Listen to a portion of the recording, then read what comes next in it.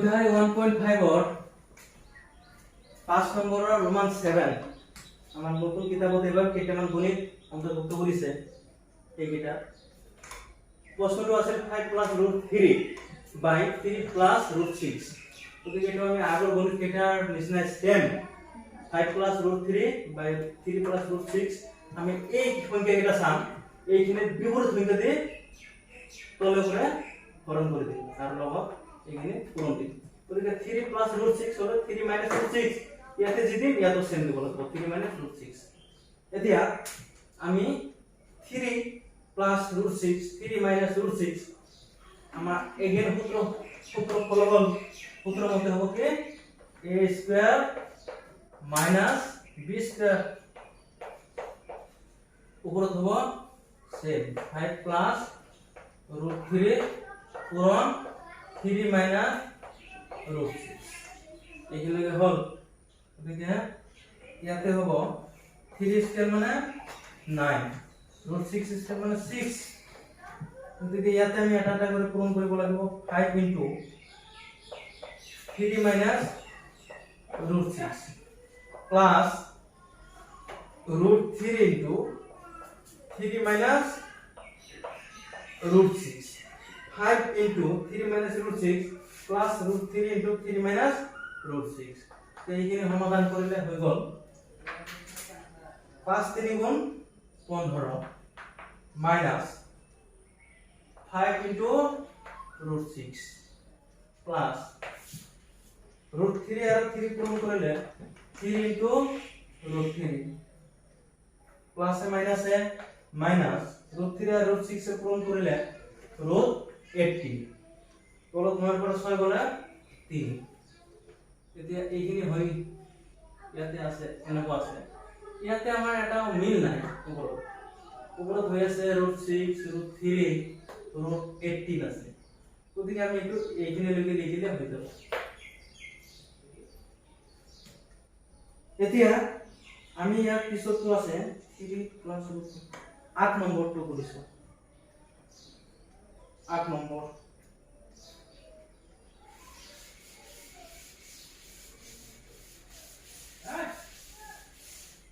5 নম্বৰৰ 8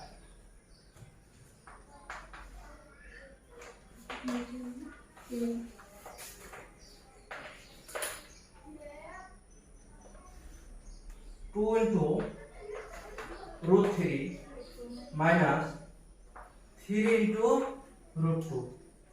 by 3 * √2 plus 2 * √3 equals 2 * √3 minus 3 * √2 by 3 * √2 plus 2 * √3 আমি এখানে সেম লিখিম 2 * √3 minus 3 * √2 by 3 * √2 plus 2 * √3 পূরণ ইয়ার বিপরীত সংখ্যা মিল ইয়ার বিপরীত সংখ্যা হ'ব কি 3 * √2 minus 2 * √3 এটো সেম হ'ব ওপৰত 3 * √2 minus 2 * √3 এতিয়া এইখিনি আমি যদি সমাধান কৰো আমি এইখিনি সমাধান কৰিম গতিকে এটো হ'ব a + b a - b গতিকে a এর মান হলো এটো b এর মান হলো এইখিনি 3 * √2² মাইনাস হবে 2 * √3² অর্থাৎ a²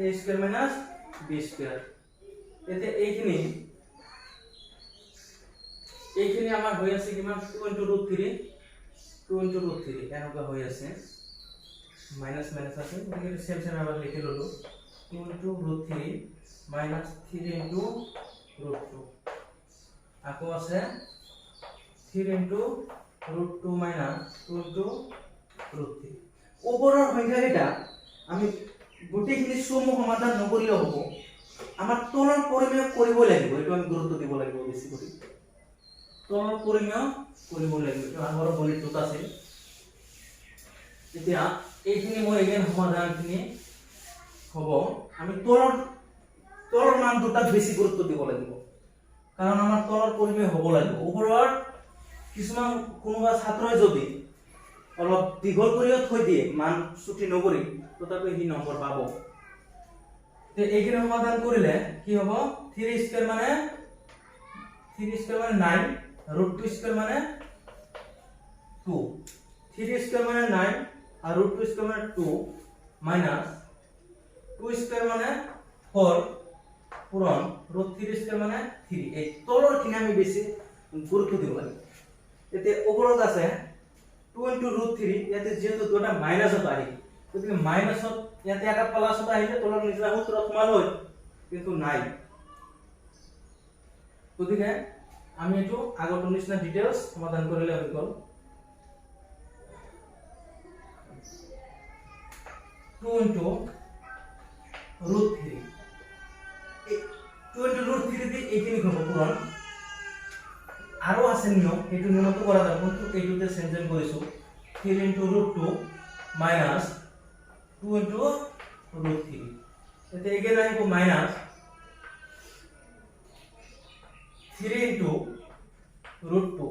এটো দি এইখিনি আকৌ পূৰণ। 3 * √2 মাইনাস 2 * √3, এইখিনি মুছি দিলো। এই আমাৰ তলৰ ঘৰ পৰিমেয়কৰণ হৈ গ'ল। 9 × 2 = 18 মাইনাস 4 × 3 = 12। তেতিয়া এই দুটা যদি পূৰণ কৰো, তেতিয়া হলে কি হ'ব, 2 × 3 = 6, √3 √2 কিমান হ'ব, √6। এইটোতে এইটো পূৰণ কৰিলে হ'ব 2 × 2 =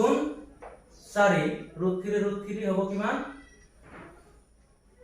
ঠিক আছে, 2 × 3 = 6, √3 √2 6। এতিয়া 2 × 2 = 4, √3 √3 পূৰণ কৰিলে পূৰণ 3 হ'ব।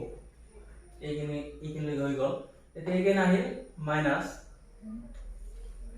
মাইনাস আমি 3 দি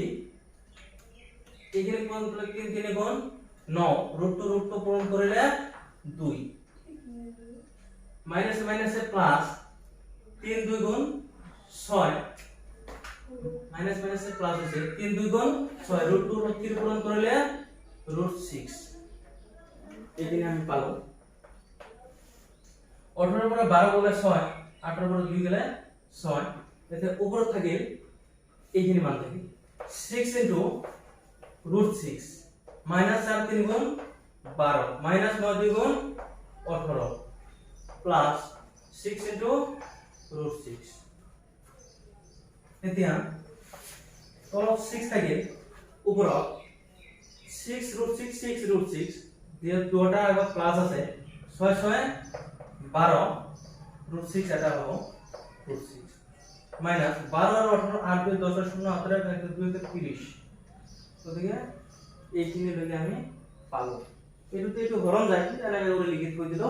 হয়ে যাব।